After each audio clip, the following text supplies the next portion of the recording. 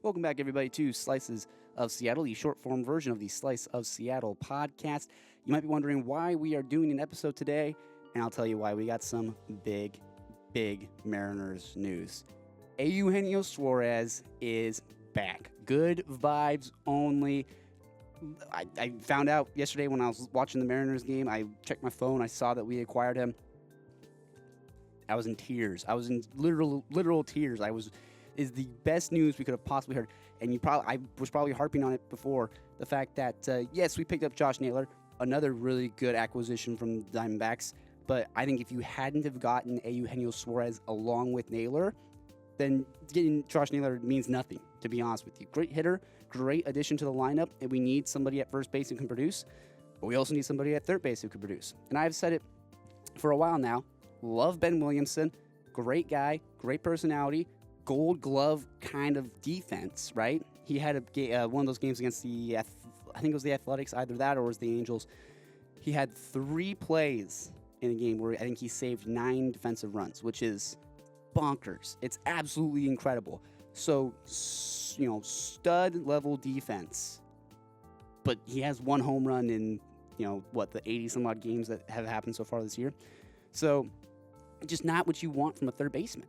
So, the fact that we just picked up one of the top 4, I think, home run hitter in baseball at third base and a really quality power hitter at first base, the 2 main holes that we have in our lineup, the fact that we picked those guys up means that we've filled 2 of the main holes that we have. So we have now some hitters that we can position in our lineup to actually drive in some runs. Because before, you had Julio and Cal and Randy and everything, but if they're hitting home runs or if they're getting good hits, there's nobody on base because nobody else in that lineup can get on base ahead of them to be able for them to drive in runs. Or if they do get on base, then the people behind them can't drive them in. Canzone isn't doing that. Luke Raley isn't doing that. Cole Young isn't doing that. Williamson isn't doing that. Now, you got 2 hitters that you can position in your lineup to hit before and after some of these guys to be able to drive them in. And when you drive in runs and you score more runs than the other team, you win baseball games. And if you win baseball games, you can possibly win the division. If you win the division, you make it to the playoffs, or at least make it to the wild card. So I'm not going to jump the gun here and say that because we picked up Eugenio and Josh Naylor that all of a sudden, the Mariners are going to make a playoff run. A lot of it depends on what happens in August and September. There's still 2 months of baseball left. And both Eugenio and Josh Naylor, both of them are rentals. I think their contracts are both up at the end of this season. So whether or not we actually hold on to them, I think they're going to be a bit pricey, especially considering the year that Eugenio is having, which I'll get into a little bit more about him and us trading for him and everything more, but they're going to be a little bit pricey to sign at the end of this year. Do I think it's worth it? Absolutely. I mean, again, it does depend on what they do in the next two months.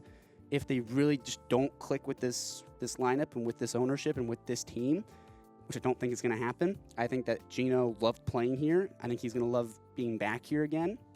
So I think I think he's going to play pretty well here. That's just my opinion. But talking about Geno, look, I know I'm excited about it. I know a lot of other people are excited about the fact that we got Geno.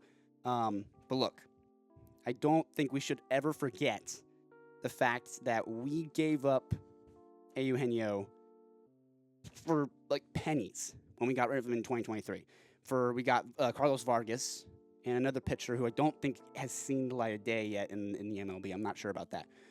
Carlos Vargas, don't get me wrong, he is a great reliever. And I think he's closed out some of these games. He's been really good for the Mariners.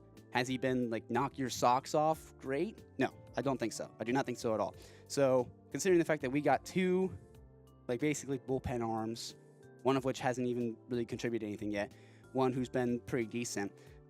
That's what we got in exchange for Eugenio, who went on to help the Diamondbacks go pretty far in 2024 and helped them out a lot in 2025, even though they've struggled, and that's why they were sellers at the deadline. I think we lost that side of the deal. We totally lost. You got rid of a guy, a third baseman, who was pretty good defensively and a stud at the plate, can just mash the baseball.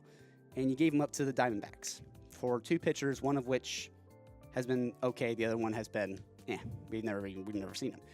And then of course now you look at what we traded away to get him. I was worried. Everything that everyone was talking about was saying the asking price for Eugenio Suarez was astronomical. And I think that's why the Yankees dropped out of the talks with them, because the Yankees didn't want to pay the price for Eugenio Suarez, which I think that's their loss. And if you ask me, I don't think the Yankees are going to go that far this year. Maybe they make playoffs. Maybe they'll make a wild card or something, but I don't see them going that far into the playoffs, because I think they need a third baseman right now, and they just didn't pick one up with Eugenio. That would have been a great addition to the lineup, but instead he comes to Seattle. Looking at the trade right now that we picked him up for, we got rid of Tyler Locklear and basically two no-name pitchers right now, who neither of them I think have made their debut in the MLB. Whether they're going to pan out to be really good, you don't know. Same thing with the trade for Josh Naylor. We gave up Brandon Garcia and another guy who also hasn't played in the MLB yet. I don't think. I think you won the Josh Naylor trade. You're getting Josh Naylor for two kind of, I think, bullpen pitchers, really. That was a good trade. I think you won the deal on that. You're getting a guy who can impact you right now, can help push you to the postseason right now.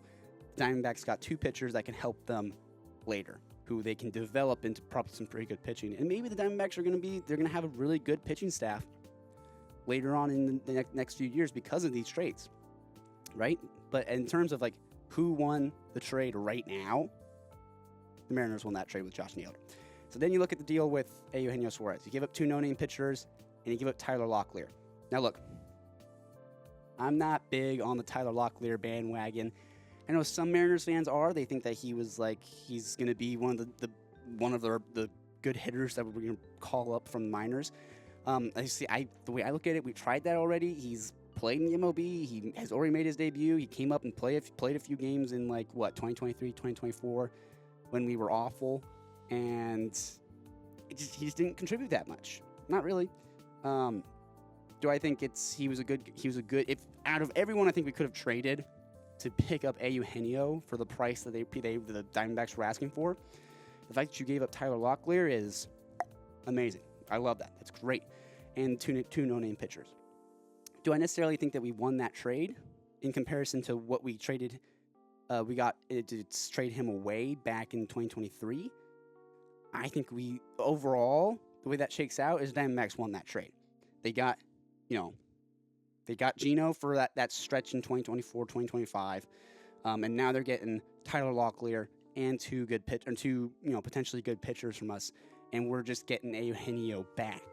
So at the end of the day, and really the only thing we got from that trade really was Carlos Vargas.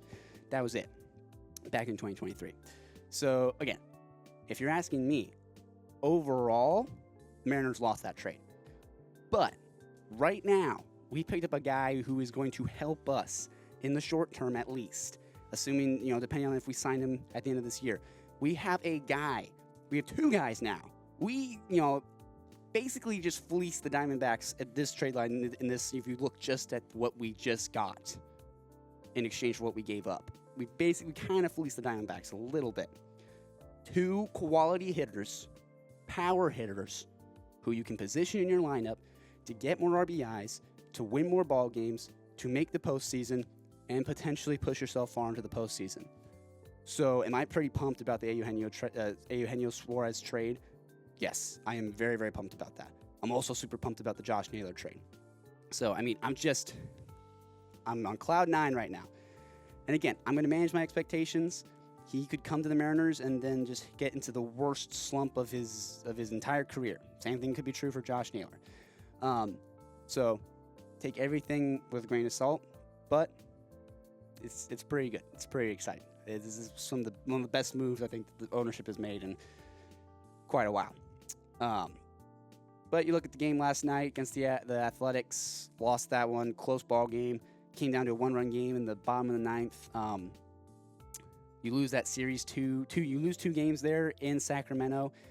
I don't think there's anything more embarrassing than losing a series to the Oakland Athletics, who are playing in a AAA ballpark.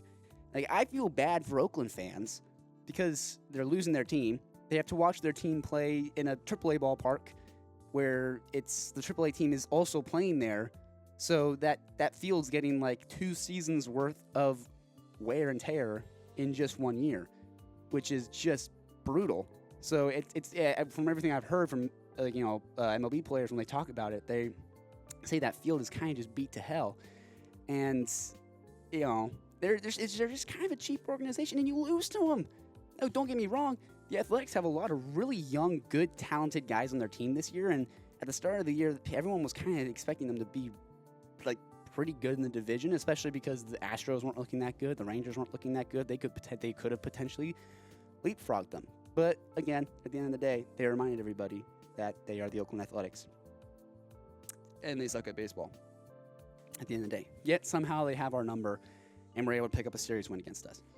If you had won that series against the Athletics, and you just picked up Eugenio Suarez, that would have been such a momentum builder. And instead, you lose that series, and now you're going to go play against Texas. Do I think the Mariners are going to win that series against Texas? Mark my words, we are going to win that series against Texas. Because Texas has not been that good this year. They've really struggled. We just picked up Eugenio Suarez. We're going to get him into the lineup right away. And you got Josh Naylor. And so now you can piece together a lineup that can work offensively and can get RBIs, which will help you win ball games. And if you playing against a division rival, you can kind of help leapfrog yourself maybe over the Astros here in these next coming months. So I'm pretty pumped about that. I also think it's kind of funny that they also the Mariners trade for Caleb Ferguson from the Pittsburgh Pirates. If you didn't hear, the Pittsburgh Pirates were playing against the San Francisco Giants right when he got traded to the Mariners. So they literally just sent a car to the ballpark in San Francisco, because they're in Sacramento playing against the A's, sent one to San Francisco to go pick Ferguson up, and then brought him down to Sacramento so he can be there for that game, like a few hours or so, I think, after they trade for him. So that was a coincidence enough, and like lucky that they just were able to send a car and bring him over. The second part of that story is then they trade for Eugenio, and the Diamondbacks were in Sacramento. They had the day off. I think they're going to play against the Athletics. I think that's why they were in Sacramento. That, or they're playing against some other team in California. But they were in Sacramento. They're like across the street. I think they're at the same hotel. And so Geno's just right there, and they just grabbed him and just put him part of the team. Granted, he didn't play in the game yesterday. He'll play today against the Texas Rangers, I believe. But it's just so crazy the way the trade deadline shakes out, and just when guys just sort of happen to overlap and you can just pick them up right away. It's super funny. I happened to be at a game back in 2021, went to a Mariners game at T-Mobile, and we were playing against the Astros, and it was when the Mariners traded for Abraham Toro. I believe his name was Abraham Toro. Third baseman, played for us for a little bit. It was hilarious because I was standing in line at the concession stand. I was getting something to eat, and somebody said, like, oh, we just traded for Toro. And I was like, oh, who's he play for? And they're just like, the Astros. And I was like, well, we're playing the Astros. And they're like, yeah, he's walking across to the other dugout. He literally, like, walked over to the Mariners dugout, took off his Astros jersey, they gave him a Mariners jersey, and he started that game at third base, which is just the trippiest thing. It's why I love the MLB trade deadline, because you get stories like that, which are just absolutely just insane. So that's basically all the Mariners news. I'm pretty pumped. Geno's back. Good vibes only. Let's transition. Let's talk about Seahawks real quick. Look, they just signed a contract extension for John Schneider. I believe 4 years. Am I, like, jumping for joy about that? Not really. Am I, like, super pissed about that? No, not really. I think John Schneider's okay. I think he drafted a no lineman in the first round, so that was I'm pretty excited about the direction that he's taking the team. I think that he's done a fairly good job, so I'm not like I don't feel the same way about him that I might feel about Jerry DiPoto, who I think has been leading the team to mediocrity for a while, except for right now. We just got Geno, so that could change. But feeling pretty good about the John Schneider extension. Seahawks camp has been going about pretty smoothly, about as you expect preseason camp to go. and I've heard a lot of stuff about like the offense had some pretty rough days in the very first couple days of camp. Like Sam Darnold, Jalen Milroe were throwing a lot of interceptions during camp and really struggling to figure out the offense. And the thing I'll say about that is this. Preseason camp is just like spring training. People always say, take spring training with a grain of salt, right? Don't freak out over spring training stats. And then somehow everybody always freaks out over spring training stats. I'm guilty of that. I thought Rowdy Tellez was going to be a top 2, top 3 hitter in the Mariners lineup coming out of spring training because he was just mashing the baseball. He was just cranking home runs. So I thought he was going to be like a 20, 30 home run guy. But as we are very aware, that did not pan out, and now he's with the Rangers. I think he's with the Rangers. Maybe he moved even from them to somebody else now. But anyway, it's the same thing. This fall camp, take it with a grain of salt. They're getting the kinks out. They're working through stuff. People are going to suck. They're not going to understand how the systems work. They're going to throw interceptions. They're going to mess up plays. It's a part of when you bring on new guys like Jalen Milroe out of the draft and Sam Darnold from Minnesota. And look, at the end of the day, I think the Seahawks right now, the offensive core, is pretty strong. Sam Darnold's a decent quality quarterback.